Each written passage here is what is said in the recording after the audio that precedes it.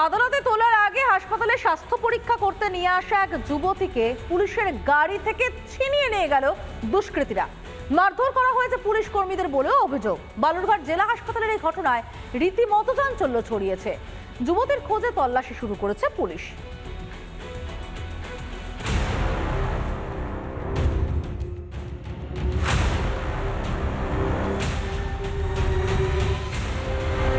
আদালতে তোলার আগে স্বাস্থ্য পরীক্ষার সময় এক যুবতীকে ফিল্মি কায়দায় তুলে নিয়ে গেল একদল দুষ্কৃতী।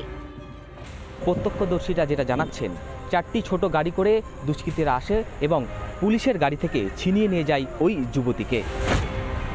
অভিযোগ, ওই যুবতী এক যুবকের সঙ্গে কিছুদিন আগে পালিয়ে যায়। তপন থানায় দায়ের হয় অপহরণের অভিযোগ। যুবক ও যুবতী থানায় আত্মসমর্পণ করে, তারপরেই এই ঘটনা। পুলিশের হাত থেকে গাড়ি নামাই নিয়ে চলে যাবে। একটা মেয়ে বললো আমাদের ছিল পুলিশ। পুলিশ বাধা দিতে গেলে তপন থানার এক আধিকারিক ও 4 সিভিক ভলেন্টিয়ারকে মারধর করা হয়েছে বলেও অভিযোগ। আর এমনি ধাক্কাধাক্কি দিয়েছিল, আমাকে ওখান থেকে সরিয়ে দিল। চেষ্টা করলাম, কিন্তু ওরা অনেক লোক ছিল, এবার বাধা দিতে গেল।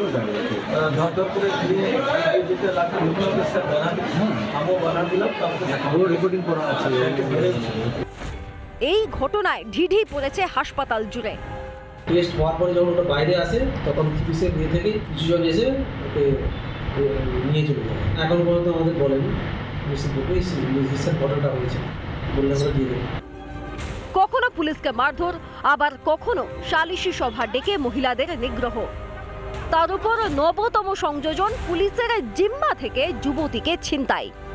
এইসব দেখে মনে হয় প্রশাসনের হাল বেহাল এই বাংলায়। কবে স্বাভাবিক হবে পরিস্থিতি, এখন তার দিকেই তাকিয়ে বাংলার মানুষ। বালুরঘাট থেকে Ripon ভৌমিকের report, Republic Bangla.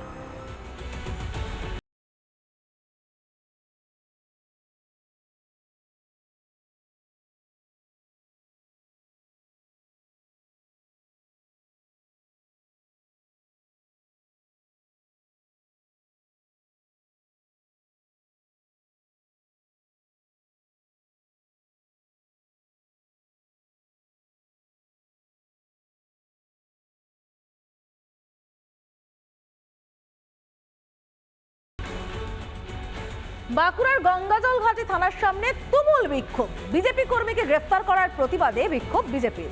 BJP বিধায়ক চন্দনা বাউরির নেতৃত্বে বিক্ষোভ। দেখুন সে ছবি।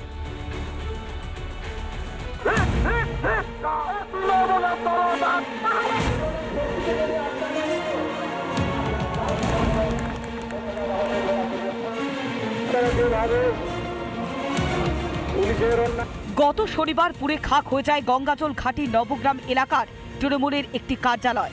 ঘটনায় বিজেপির দিকে আঙুল তোলে তৃণমূল। পরের দিনে আগুন ধরানোর অভিযোগে গ্রেফতার করা হয় প্রদীপ বাউরি নামে এক সক্রিয় বিজেপি কর্মীকে। সেই গ্রেফতারের প্রতিবাদে এদিন বিক্ষোভ দেখায় বিজেপি।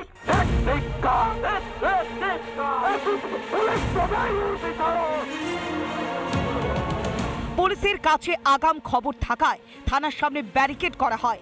সেই ব্যারিকেড ভেঙে ভেতরে যাওয়ার চেষ্টা করেন বিজেপির কর্মী সমর্থকরা। তাতেই পরিস্থিতি উত্তপ্ত হয়ে ওঠে। প্রদীপ বাউরি নির্দোষ, ষড়যন্ত্র করে তাকে গ্রেফতার করা হয়েছে, অভিযোগ বিজেপির।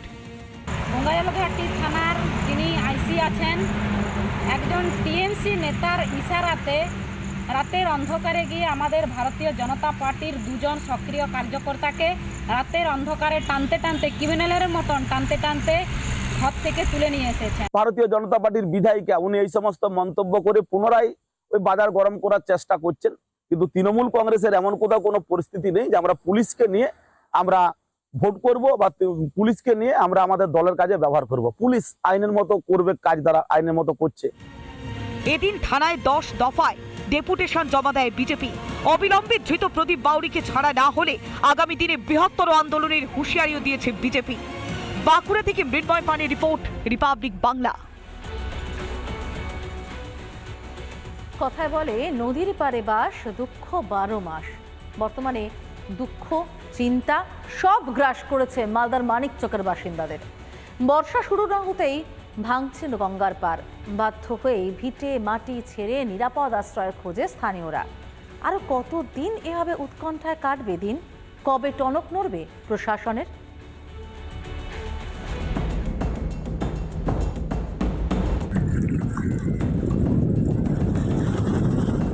মালদা জেলার গঙ্গা ভাঙন একটি বড় সমস্যা। আমরা প্রতিবারই দেখি এই বর্ষার সময় রীতিমতো গঙ্গা ভাঙনে মালদা জেলার রতুয়া, মানিকচক থেকে শুরু করে বিস্তীর্ণ এলাকায় গঙ্গা ভাঙনে তলিয়ে যায় বেশ কিছু বাড়ি।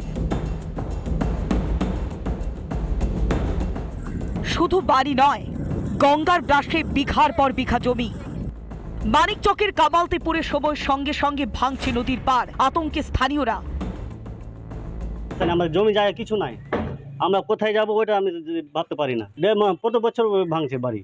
ভয়, নদীতে চলে আসলে তো বাইরে কাছে আছে, নদী আছে, এখানে আমাদের কিছু নাই। মানে টাকা এত তো খরচা করছি, আমরা লেবার পাবো কত টাকা? প্রশাসনিক উদাসীনতায় গৃহহীন হওয়ার আশঙ্কায় স্থানীয়রা। কামালদিপুর যেটা আমাদের গোপালপুর অঞ্চলে প্রায় 5 থেকে 7 হাজারের মতো বাড়ি আছে। পুরো অঞ্চলটাই আর কি অবস্থা খুবই ভয়ানক। সরকার ইচ্ছা করলে সব কিছু হয়, কিন্তু কি ব্যাপার, সবাইকে বলা হচ্ছে, সবাই গুরুত্ব দিচ্ছে, আবার এখান থেকে বেরিয়ে ওনারা ভুলে যাচ্ছে না কি ব্যাপার। প্রতি বছরই ঠিক এভাবেই ভাঙন যন্ত্রণায় জেরবার কামালতিপুরের মানুষ। কবে হবে ভাঙন মোকাবিলা, তা নিয়ে শুরু শাসক বিরোধী তরজা। গঙ্গা ভাঙন নিয়ে এমন একটা সুচিন্তিত প্ল্যান মালদা জেলা জুড়ে এক্সিকিউটেড হোক, যে ফলে মালদা জেলাটা রক্ষা পায়। আরে গঙ্গা ভাঙনের জন্য একের পর এক অঞ্চল চলে যাচ্ছে, সেখানে যদি বিজেপির ক্যালাস সাংসদ, অপদার্থ সাংসদ বলতে ইচ্ছে করে, যে তিনি যদি নিরুত্তর থাকেন, তাকে সাংসদ নির্বাচিত করেছে, 10 বছর ধরে তিনি সাংসদ। আরে মশাই, দিল্লির পার্লামেন্টে গিয়ে আন্দোলন করুন। তৃণমূলের মন্ত্রী মালদায় আছে ইরিগেশনের, তারপরেও কাজ হচ্ছে না, আর বারে বারে কেন্দ্রীয় সরকারের নামে দোষ দিয়ে কি লাভ? এটা মানুষ এখন অনেক শিক্ষিত, তারা সকলে জানে কেন্দ্রীয় সরকার নিজে নিজে কোনো রাজ্য সরকারের মধ্যে ইনভলভ হতে পারে না, তাদের দ্বারা সম্ভব নয়। আচ্ছা, যদি এখানে না পারেন আপনারা তৃণমূলের নেতৃত্ব বা তৃণমূল রাজ্য সরকার যদি না পারে, কেন্দ্রীয় সরকার হ্যান্ড ওভার দিয়ে দেন না। রাজনীতির আকচাকচির মধ্যেই ভাঙনের ভয়াবহতায় ঘুম উড়েছে স্থানীয়দের। গঙ্গা ভাঙন সমস্যা কবে সমাধান হবে সেটাই কিন্তু এখন প্রশ্ন হয়ে উঠেছে। মালদা থেকে ক্যামেরা সুশান্ত সরকারের সঙ্গে দীপঙ্কর গোস্বামী, রিপাবলিক বাংলা।